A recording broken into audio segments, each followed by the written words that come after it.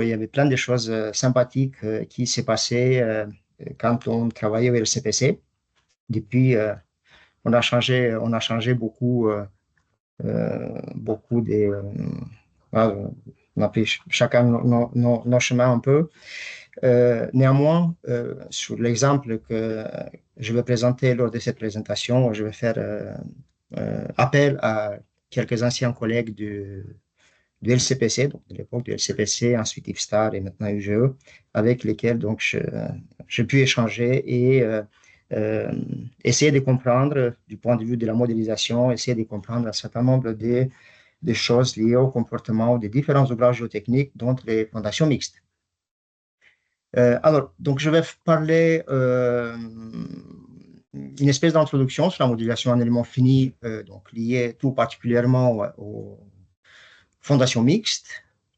Je vais donner un exemple qui va relier en fait les différents éléments que je vais vous présenter dans la première partie et qui donnera aussi, je pense et j'espère, des éléments de plus de réflexion que vraiment des solutions pour faire telle ou telle chose lorsqu'on modélise un élément fini, c'est-à-dire plus de réflexion sur comment approcher par les éléments finis les fondations mixtes, en sachant que, et on l'a vu lors de la première présentation, les fondations mixtes, c'est tout un ensemble d'interactions et que, oui, certainement, les éléments finis sont adaptés à ce genre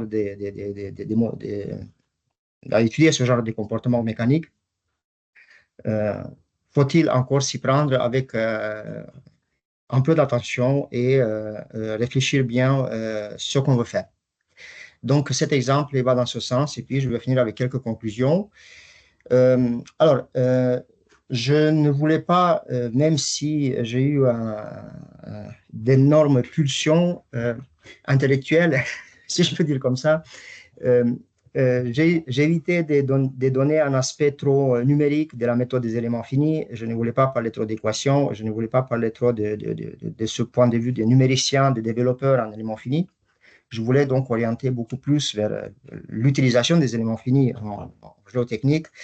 Et je voulais juste rappeler que des éléments, des modélisations existent dans peut-être centaines, voire milliers d'ouvrages sur les éléments finis, avec différents niveaux de lecture, différents points de vue.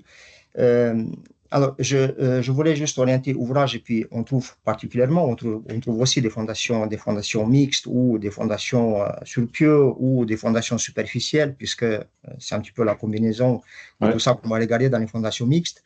On trouve pas mal d'éléments dans les ouvrages qui sont parus il y a quelques années déjà. Non, c'est une conférence du CFMS. Je regarde un peu. Si vous pouviez couper votre micro, s'il vous plaît. Merci. Et, donc, des ouvrages qui sont parus, notamment sous la direction de Philippe Mesta et Michel Prat à la fin des années 90, début des années 2000. Pour la partie anglophone, il y a des ouvrages pareils, toute une liste d'ouvrages.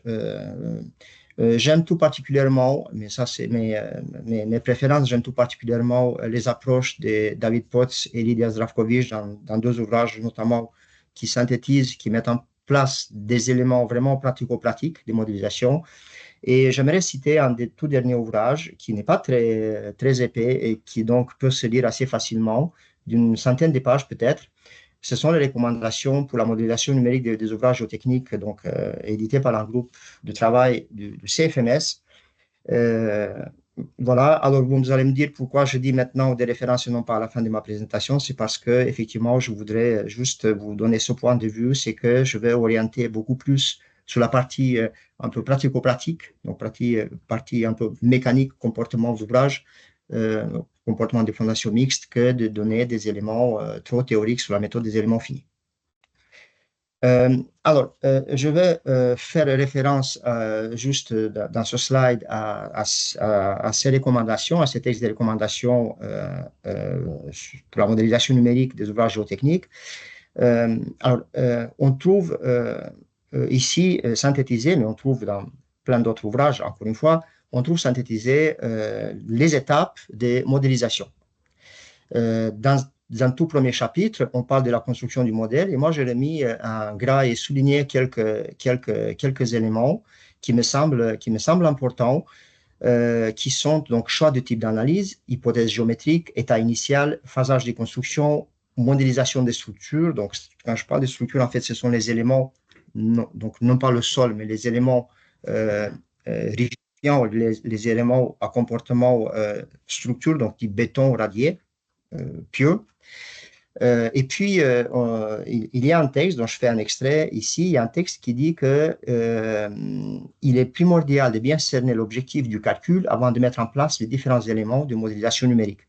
Alors, de manière générale, la modélisation numérique peut avoir pour but donc de vérifier un dimensionnement vis-à-vis d'un état de limite de service ou d'un état limite ultime, de justifier une variante, pourquoi pas d'interpréter le comportement observé dans l'ouvrage, ou pourquoi pas s'intéresser à une phase de construction tout particulièrement. Donc, ces éléments-là que j'ai mis en gras ici vont être utilisés un petit peu, donc ils vont être un petit peu le fil rouge de ce que je veux dire pour la suite. Alors, je reviens sur ces schémas que vous avez vus auparavant dans la présentation de Serge et qui montrent en fait de manière très générale les interactions qu'on peut avoir entre les pieux, le radier, le sol. Donc, globalement, on a trois éléments qui interviennent. Donc, les pieux, le radier et le sol. Les pieux et le radier sont liés mécaniquement. Donc, il y a une liaison mécanique. Donc, ça veut dire qu'en fait, on n'a pas de discontinuité dans ce lien. C'est-à-dire que s'il y a des efforts qui vont se transmettre par le radier vers le pieux ou inversement, je n'en sais rien, eh bien, ce lien va permettre de faire ces différents transferts. Alors, des interactions avec le sol, il existe, puisque le radier va s'appuyer sur le sol, juste en dessous. Et d'ailleurs, on va voir une particularité toute particulière dans l'exemple que je vais vous montrer un peu plus loin. On a également des interactions, bien évidemment, entre les pieux et le sol. Donc, toutes ces interactions-là, si il y a quelques décennies, on faisait des calculs plutôt, entre guillemets, à la main et on arrivait à des abacs, il est bien évident qu'avec la méthode des éléments finis, avec la construction d'un maillage, ça pourrait permettre de faire en sorte que ces interactions soient mises en évidence, clairement, que ce soit sous la distribution des champs de déformation, sous la distribution des champs de contraintes, et ainsi de suite. Alors, donc, une fois qu'on a donné quelques idées sur les étapes de modélisation et qui, comme je l'ai dit tout à l'heure, sont un peu, enfin, très, très, très classiques à partir de la représentation géométrique, ensuite représentation, je ne sais pas moi, d'un phasage, les données d'entrée qui sont les paramètres mécaniques. On arrive en fait à une question très particulière sur les fondations mixtes et qui peut être d'ailleurs valable pour plein d'autres ouvrages géotechniques, mais puisqu'on parle des fondations mixtes, on va se limiter là. C'est quel est l'objectif du calcul? Est-ce qu'on veut estimer les tassements? Est-ce qu'on veut estimer des tassements différentiels, l'évolution des tassements dans le temps? Est-ce qu'on veut avoir des déplacements horizontaux, des rotations, je n'en sais rien, des capacités portantes? Est-ce qu'on va avoir des comportements sous charge cyclique ou autre? Donc, en fait, l'objectif qu'on se fixe dans une modélisation numérique par la méthode des éléments finis peut avoir une importance majeure. Pourquoi? Parce que ne serait-ce qu'une chose très importante, c'est que dans les entrées, dans les données d'entrée, on va donner les paramètres dont on a besoin pour obtenir ce qu'on veut calculer. Donc, se placer dans l'objectif du calcul qu'on veut. Donc, qu'est-ce qu'on va avoir? On va avoir des paramètres de déformation et de résistance des sols et des bétons. Éventuellement, on va décrire les interfaces. Tout ça, ça se fait de manière tout à fait classique, comme vous avez l'habitude de faire en élément fini.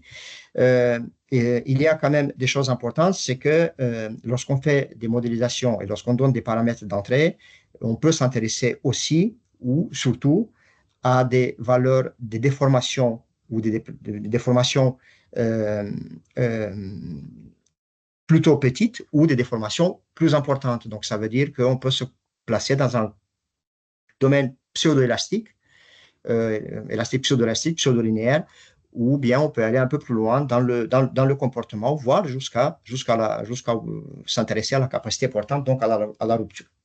Et comment ça se fait? Tout ça, ça se fait par des outils très spécifiques à la méthode des éléments finis, qui sont des outils que je pourrais les organiser en deux grandes cases. Dans une première case, je pourrais mettre toutes les problématiques liées à la résolution du système global d'équations. Donc, je ne l'ai pas mis, mais encore une fois, on le retrouve dans quasiment tous les ouvrages sur les éléments finis. Donc, un système de résolution globale, qui est un système matriciel et qui va faire des appels très classiquement, parce que, encore une fois, les méthodes numériques évoluent aussi, hein, tout comme plein d'autres choses. Mais classiquement, on peut se retrouver avec des méthodes de type Newton-Raphson ou d'autres. Et puis, quand on commence à rentrer dans le cœur de la méthode du modèle numérique, en fait, on a à résoudre quelque chose qui est très important, qui est donc la loi du comportement. Donc, on va s'intéresser à la loi du comportement, on va intégrer une loi du comportement dans le modèle, et cette loi des comportements va être étudiée, va être résolue, va être portée par des méthodes numériques spécifiques, qui sont des méthodes spécifiques dédiées à la résolution de lois incrémentales, donc de relations entre les contraintes et les déformations. On a des schémas implicites, des schémas explicites et encore plein d'autres. Donc, de manière générale, vous voyez qu'en fait, on suit un schéma élément fini, donc il n'y a pas des choses très particulières ou très spécifiques à la fondation mixte, mais ce qui apparaît comme spécificité à la fondation mixte, et comme on a déjà pu le voir, c'est qu'il y a un ensemble d'interactions, et ces interactions, on doit pouvoir les décrire, et surtout ne pas passer à côté. Alors, donc ça veut dire quoi? Ça veut dire que au bout d'un moment, si on veut orienter le calcul vers tel ou tel objectif, ben, il faudra qu'on soit un petit peu, entre guillemets, un petit peu stratège. C'est-à-dire que si on veut faire, par exemple, étudier le comportement d'une fondation mixte, ben déjà, il faut sortir complètement d'un schéma 2D. Donc, c'est une géométrie tridimensionnelle et il n'y a pas une autre géométrie. C'est que du 3D. Ensuite, qu'est-ce qu'on va faire? Eh bien, on va faire des conditions limites. Très bien, on parle des conditions limites pour tous les types d'ouvrages géotechniques qu'on veut modéliser. Mais sur les fondations mixtes, on va parler évidemment de l'étendue du modèle géométrique et donc la modélisation du sol autour de la fondation mixte, en respectant la stratigraphie, bien évidemment, en respectant plein d'autres conditions du terrain, du site, et en respectant donc comment dire, la prise en compte de ce qui se passe dans une zone d'influence géotechnique. Cette zone-là on sait très bien, qui peut varier d'un type de comportement à l'autre. Donc, pour une fondation mixte, peut-être qu'il faudra révisiter cette zone d'influence géotechnique, puisqu'elle ne sera pas la même que lorsqu'on étudie, par exemple, un glissement d'une pente, un glissement ou un autre type d'ouvrage. On peut avoir des conditions aux limites, et ça c'est fait puisque les méthodes numériques sont de plus en plus sophistiquées et permettent de plus en plus de choses. On peut avoir des conditions aux limites aux interfaces. On peut avoir aussi d'autres conditions qui peuvent être liées à des niveaux d'eau ou à d'autres cas de figure qui peuvent apparaître. Ce qu'on voit ici, c'est juste pour illustrer un petit peu ces différents propos. On voit des pieux donc, sur lesquels on a posé un radier, donc en liaison mécanique complète, comme vous pouvez l'imaginer. Donc, c'est une culée d'un pont sur la gauche et sur la droite, une pile d'un pont où donc on a des pieux et des radiers, donc une fondation mixte. Le radier est en contact avec le sol et Ce sont des cas particuliers des fondations mixtes, alors particuliers dans le sens que je pense, alors ça c'est inconnu, ça c'est mon avis peut-être, je pense que on n'utilise pas, on n'exploite pas suffisamment les avantages, puisqu'il y a un avantage sur la reprise des efforts et sur la transmission de ces efforts des structures au terrain de fondation. Je pense qu'on n'utilise pas assez les avantages des fondations mixtes pour les fondations des ponts, mais peut-être que c'est un sujet à discuter lors dans notre rendez-vous. Par la suite, on va s'intéresser à quoi? On va s'intéresser à des contraintes initiales, donc l'estimation d'un cas zéro, au phasage des constructions, si je peux dire, ou peut-être que je n'ai pas assez regardé la bibliographie, peut-être c'est surtout ces dernières années, mais de manière très générale, le phasage des constructions pour les fondations mixtes est assez peu décrit dans les approches numériques par la méthode des éléments finis. C'est-à-dire qu'on va faire un maillage directement, la fondation elle est déjà en place et puis on va commencer à regarder quelque chose. Mais bon, quand on a installé la fondation, les pieux, le radier, peut-être qu'on a modifié quelque chose et qu'on n'a pas installé tout d'un coup. Donc, peut-être il y a des choses à faire de ce côté. Et puis, il y a un autre point qui est très intéressant. Alors, on parle des fondations mixtes puisque on veut les utiliser dans des sols, dans des terrains, dans des sites où on a des sols compressibles, où on veut transmettre à la fois les charges un peu en profondeur, mais aussi on peut profiter un petit peu de ce que les sols, même en surface, sous le radier, peuvent reprendre un peu. Donc, dans cette combinaison d'interactions, eh bien, les couplages de type hydromécanique, prise en compte de la consolidation du fluage dans ces modèles, elle est un petit peu, comment dire, mise de côté, même si on peut dire qu'il y a pas mal de calculs, de publications qui montrent que ça, c'est tout à fait possible. Alors, donc, je vais passer au deuxième sujet qui parle d'un ouvrage donc, construit sur des sols compressibles. Alors, qu'est-ce qu'on voit ici? Donc, c'est une unité de production industrielle qui a été construite en 2007-2008. C'est une unité qui comprend une zone de stockage constituée d'un ensemble de cuves donc, des circulaires, donc, comme on le voit sur la figure, qui ont des diamètres très différents. Cette zone qui fait à peu près 115, un peu plus 50 mètres de long et 52 mètres de large, c'est donc une dalle de rétention, ce qu'on appelle une dalle en béton, et les cuves reposent dessus. On a des cuves qui reposent dessus, qui ont des différents diamètres. Alors, tout est posé notamment sur des pieux de type Atlas, avec des diamètres assez variables. Ça dépend de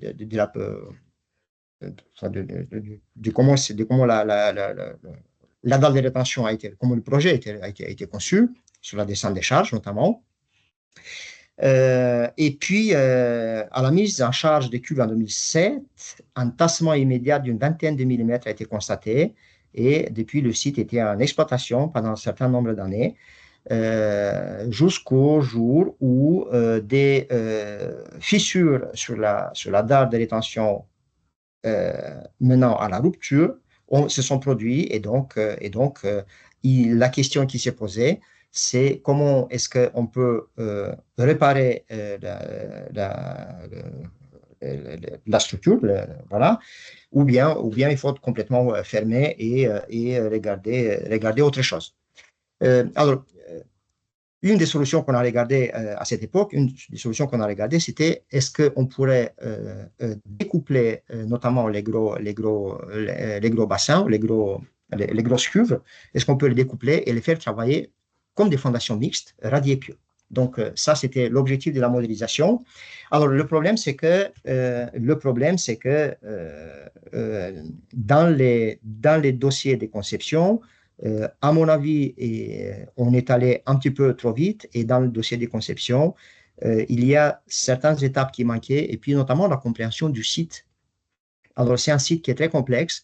On voit ici des variations en côte marine, les variations qui montrent qu'en 1960, 1915, on avait une certaine cote, que ensuite le site a été chargé par des remblais hydrauliques. On avait des phases de charge et puis on avait des phases de fluage.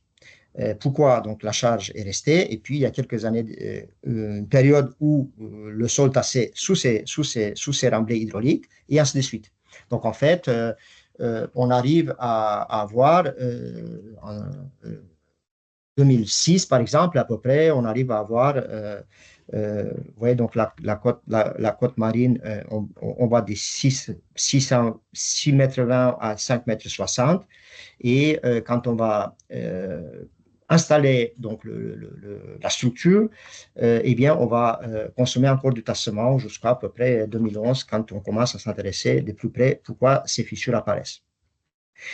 Alors, qu'est-ce qui se passe? Donc, on a fait des modélisations. On a fait des modélisations tout d'abord pour comprendre comment est-ce qu'on peut écrire, représenter sur le papier, sur un graphique, les tassements. Alors, les tassements, on avait des mesures de type mesure topo entre 2009 et 2015. Et c'est à partir de là qu'on a commencé à s'intéresser, en fait, à des paramètres, un paramètre tout particulier qui serait la vitesse des tassements, ce qui est représenté ici en centimètres par an.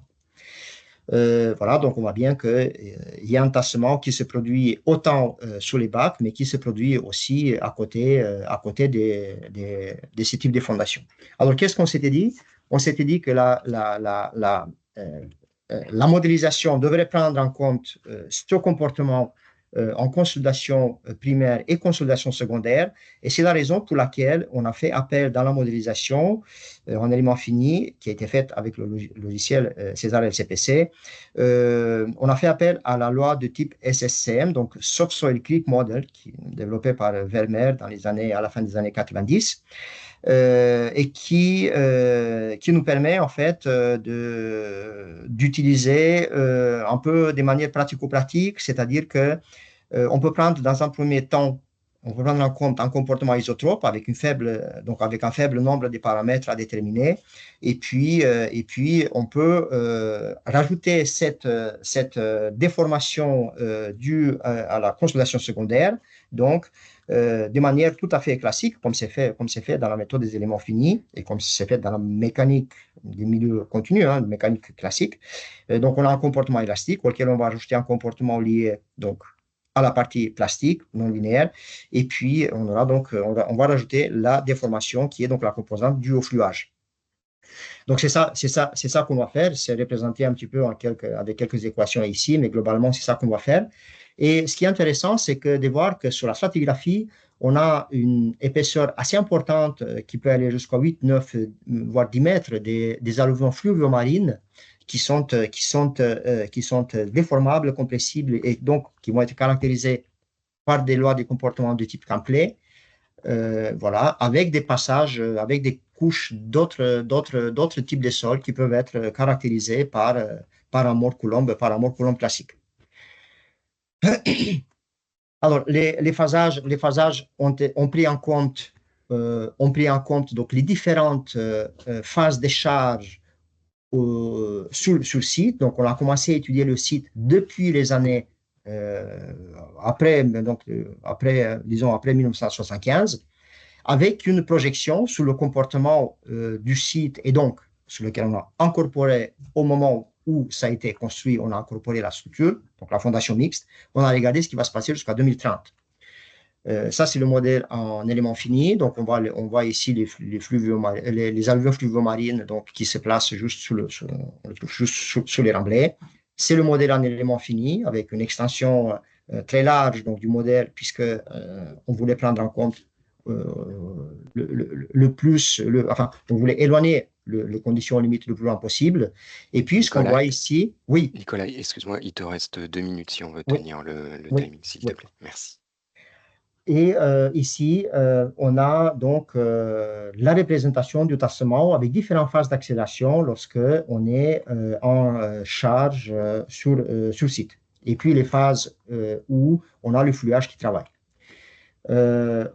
Sous ces différentes phases, en fait, ce qu'on a fait, c'est qu'on a essayé de représenter, en fait, par des relations mathématiques, en quelque sorte, en logarithme de temps, ces différentes variations.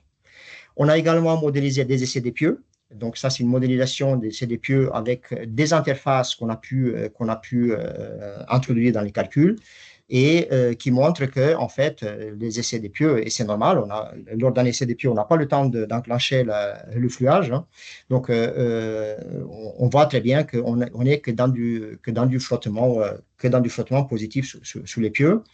L'intérêt, c'était de voir à quel moment la fondation mixte va tasser et à quel moment le sol va tasser. Et l'intérêt, c'était de voir surtout, est-ce qu'à l'interface entre le radier et le sol, on restera en contact tout au long de la vie de l'ouvrage qui était projeté à l'époque jusqu'à 2030. Et on voit, ce qui montre les calculs, c'est qu'au bout d'un moment, il y a un décrochage puisque le sol va tasser d'à peu près 2,5 cm en 2030. Le sol va tasser d'à peu près 2,5 cm de plus que la fondation. Voilà les calculs en éléments finis qui montrent différentes phases des calculs. Donc, en fait, juste pour dire très rapidement deux, trois conclusions que vous pourriez lire par la suite si vous voulez plus de détails.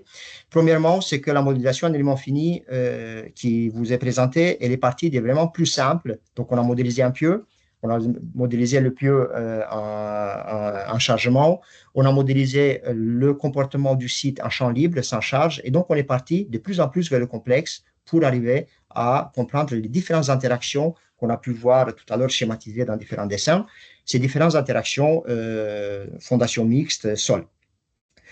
La modélisation en éléments finis, donc des comportements mécaniques complexes, doit être complétée. Moi, je pense que ça ne suffit pas juste de faire des calculs, mais doit être complété par des mesures de déplacement, de pression, toute la panoplie des méthodes de suivi, donc des différents paramètres auxquels on peut s'intéresser, de façon à pouvoir valider le modèle et faire des allers-retours entre le modèle et ce qui se passe en réalité.